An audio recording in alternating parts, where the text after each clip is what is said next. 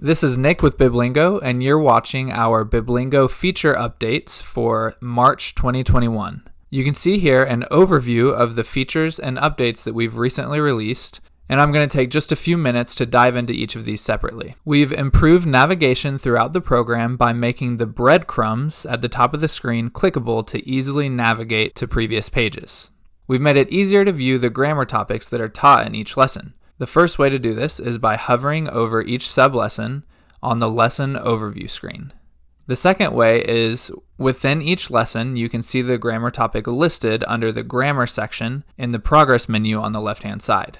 We've added additional lexical info and grammatical info for the vocabulary in each lesson. Under lexical info, in addition to the gloss, you can now see the semantic domains for that word. If you have access to the Bible reading module, you can explore these semantic domains further by using the search feature and searching by semantic domain.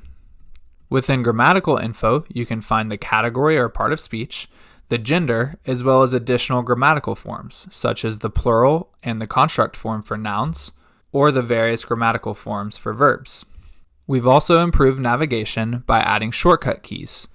Within the association stage for both vocabulary and grammar, you can use the left and right arrow keys to navigate. Additionally, you can use the L key to listen to the audio. Boreya. Within the passive stage for both vocabulary and grammar, you can now use number keys to answer. In the grammar section of the lessons, you can now click on grammar symbols to expand the symbol as well as see the label for the symbol.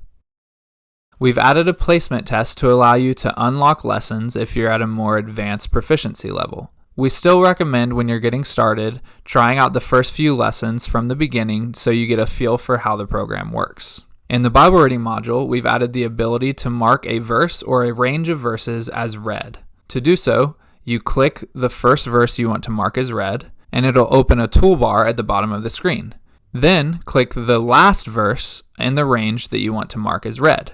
That entire range is now selected, and you can mark it as read. A number will appear next to those verses, indicating how many times you've marked them as read. If you'd like to unmark them as read, you simply click the starting verse and the ending verse once again and click Unmark as read. If you only want to mark or unmark one verse as read, you click that verse twice and then mark as read or mark as unread.